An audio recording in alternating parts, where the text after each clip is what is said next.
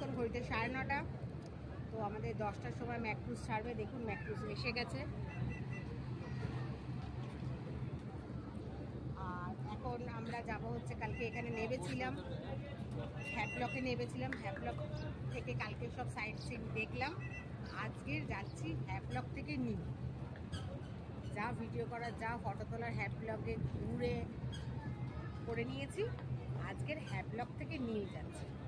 এর পরের ভিডিওটা নিলে গিয়ে দেখা হবে। টাটা।